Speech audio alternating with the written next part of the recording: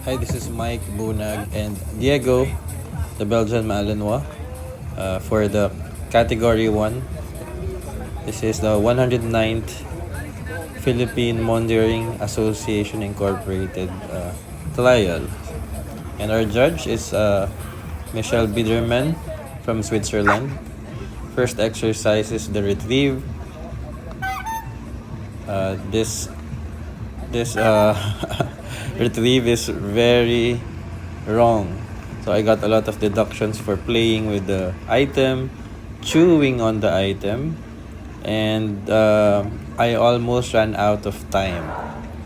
Meron itong time limit, hindi yan unlimited na antayin ng judge na ibalik sa'yo yung item na pina-retrieve mo. So, si Diego played with it. So this is the tricky part with monitoring. You don't know what item they will use for the retrieve. So you have to practice with different things, and sometimes ganyan gagawin ng dog.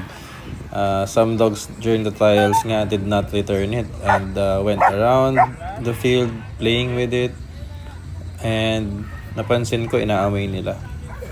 And then ito, food refusal exercise. Hindi naman niya kinain yung food, pero meron akong mali.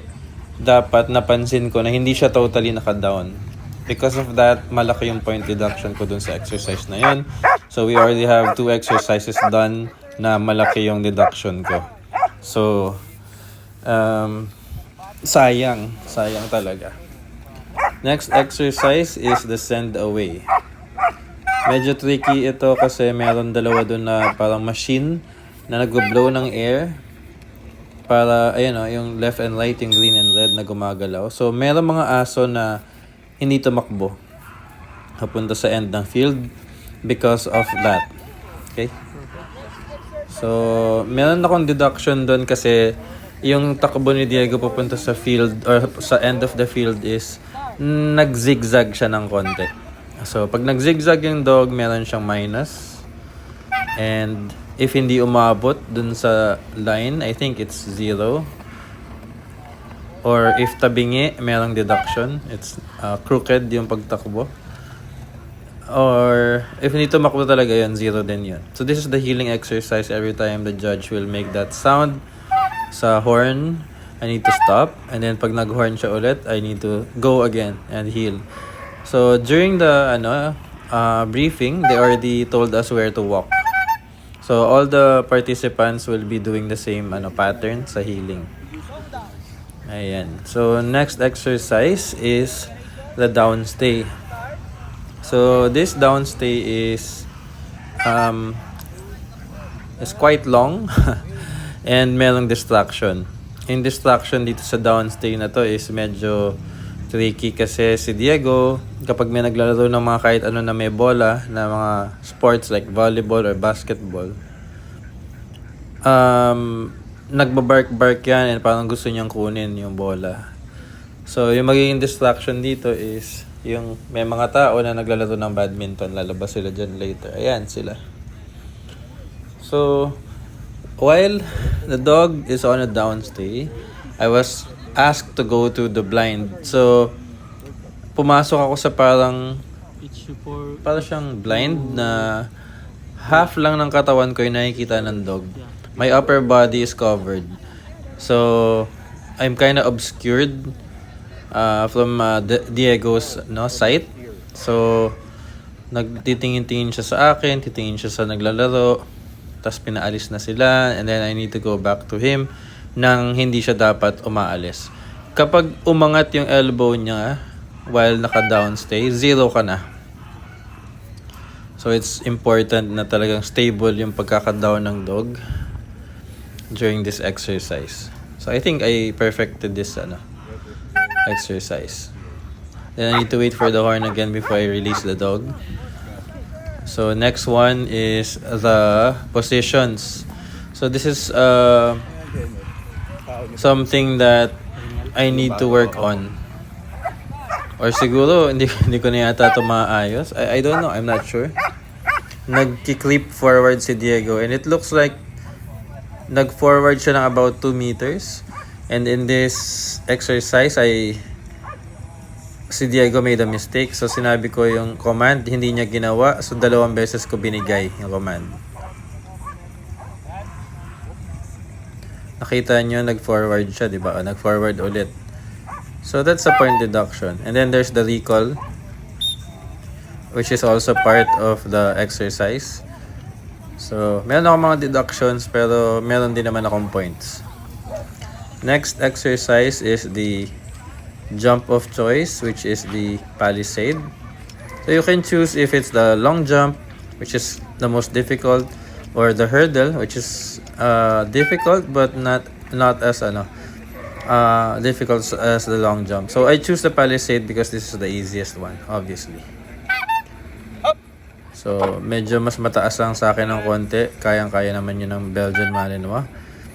So you make the dog jump, and then you stabilize the dog, and then you get the dog. Next one is ano na tayo? Suit work.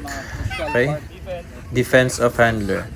So sa defense of handler, the dog must not bite if walang aggression made towards the handler. And the decoys will be doing some stuff to get the dog confused. Kasi you're only allowed to give the command once. Kapag nag-start na yung exercise, you say defense or whatever your command is. And then you're not allowed to speak until the exercise is over. So you cannot remind the dog to be vigilant or to do anything, ganyan.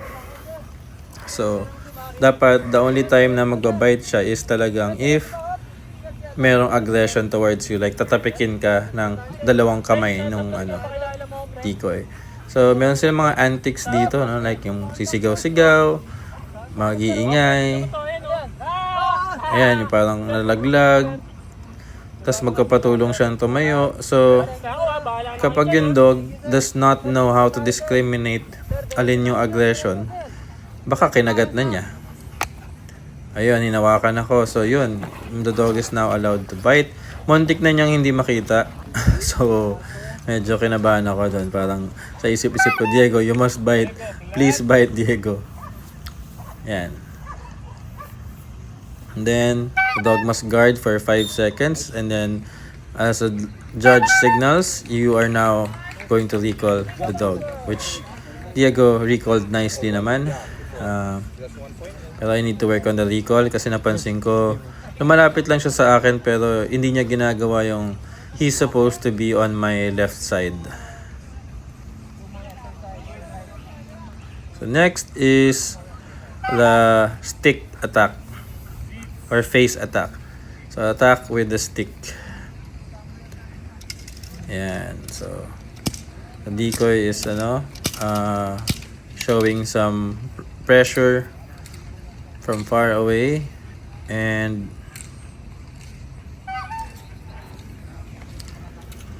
I think si Diego he ran as soon as he heard the horn instead of my command. I think I have a deduction for that. So now I whistled and Diego went back, which is good. So, the next exercise is the flea attack. So, yung flea attack, the difference is nakatalikod yung decoy and there will be a gunshot. And you'll notice that they will ask me to stand beside the obstacles here. So, the problem will be medyo hindi ka halata ng dog na nandun ka. Kasi parang ang dami mga basura, ayan, no? And then, pag whistle mo, hanapin ka ng dog, asa na siya? Parang na-obscure ka dyan sa mga kalat na yan. So yan, showing some pleasure. And then, dog was sent. I think here, ano itong ba yung decoy? I recalled twice. Sabi nila, dapat inintay mo, babalik na yun eh. Kasi meron ng deduction niya na malaki kapag 2 beses nag-whistle. Pero, ang nakita ko kasi from far away is it looks like Diego is going to escort na, go in between the legs. So that's why I had to recall the dog. So yan lang yung trial. We passed 171 out of 200. Thank you for watching.